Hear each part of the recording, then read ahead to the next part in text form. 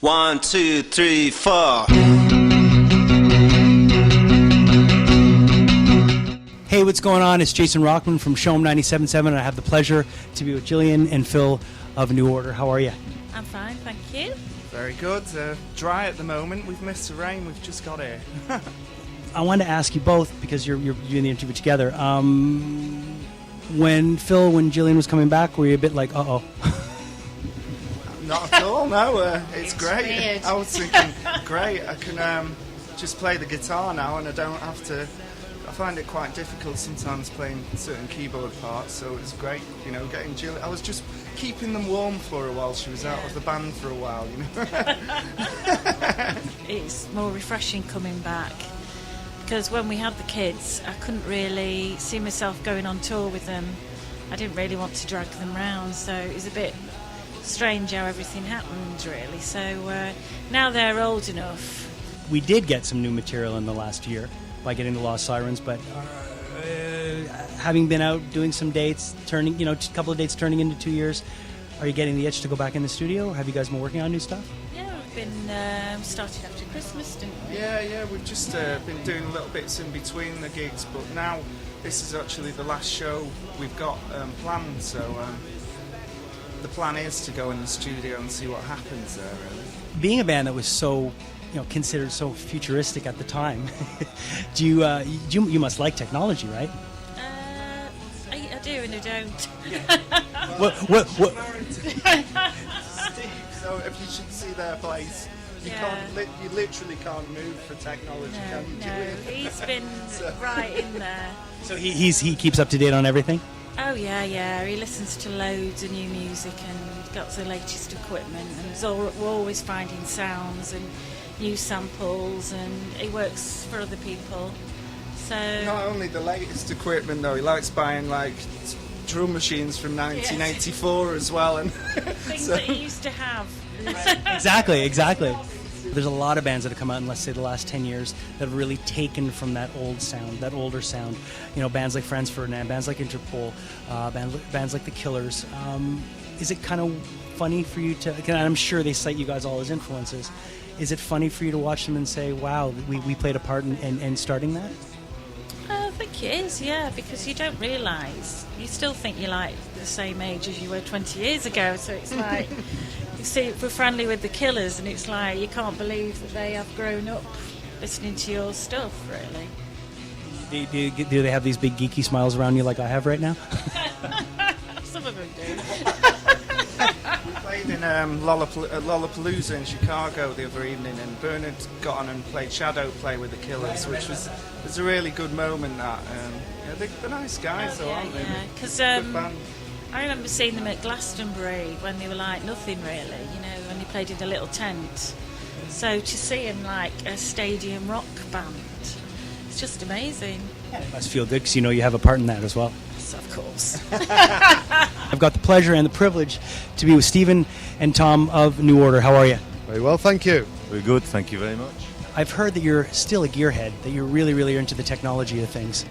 Yeah. So yes, I am. Yes. Do you find that when you look at stuff like drum machines and what you can do on an iPad versus what you could do before, does it ever tell you? Do you ever look at it and say, "Wow, I just want to, I want to embrace it more. I want to take more time to learn more of it"?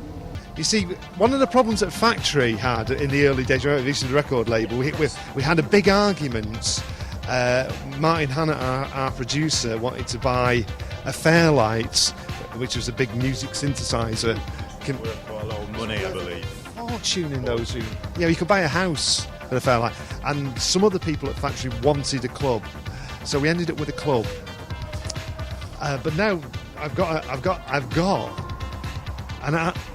the Fairlight on my phone. How much did you pay for it? 69 pence. Which is 99 cents, right? There you go. The Hacienda, on the other hand, turned out to be a lot more expensive and has yet to be featured on an app. But I'm sure someone will be working on it. I was saying this to Gillian.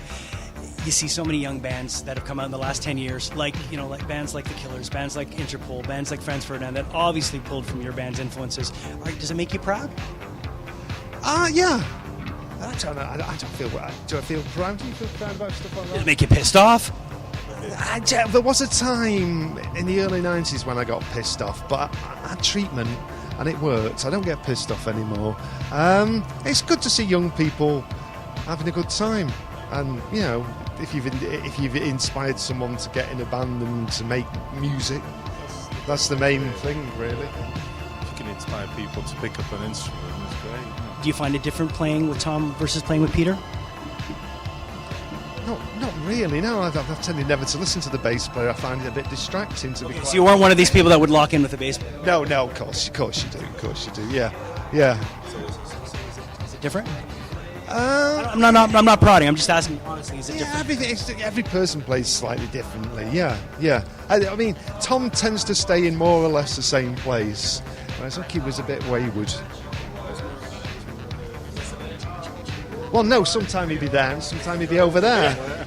So he'd be somewhere else. He's always there, which is like reassuring, I find. That's a good thing. A lot of pressure for you, stepping in those shoes?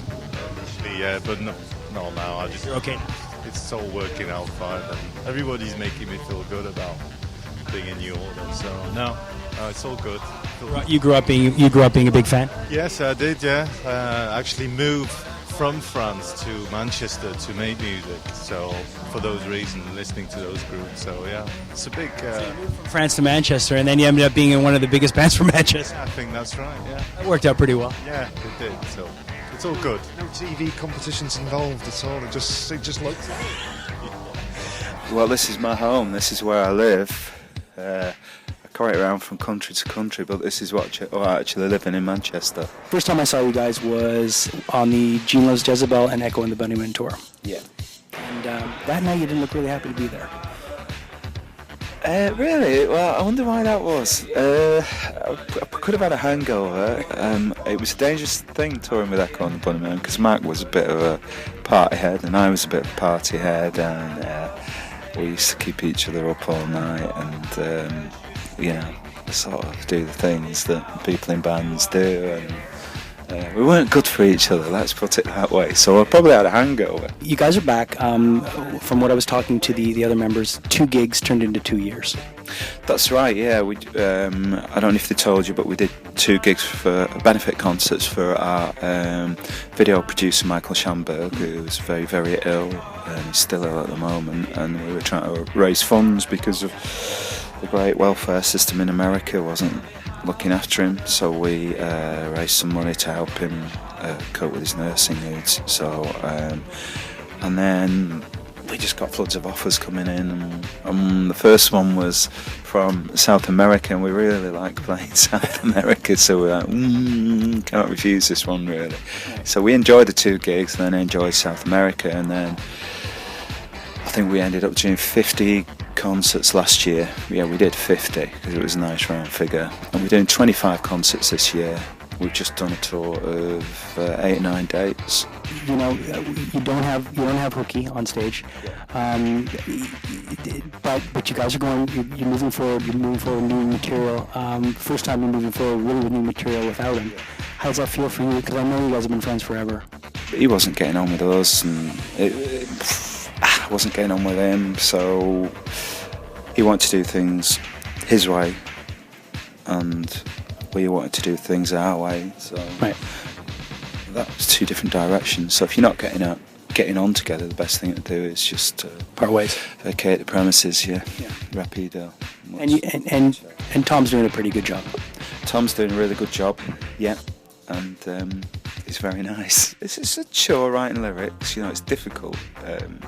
Really. Yeah, I'm a singer. I hate writing lyrics. Yeah, you can't. There's no method that you can use that produces results. You've got to dig deep into your subconscious mind and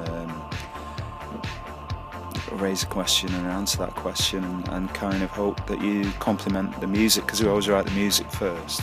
So the music kind of suggests an atmosphere to me, and I try and describe what I get from that music in words, but there's no method, and you don't know how you did it last time. You don't know if you're ever going to do it again, and you got to just sit down in a room and bang your head against the wall until you get a result you're happy with. So it's a bit like breaking a horse over and over and over again, you know.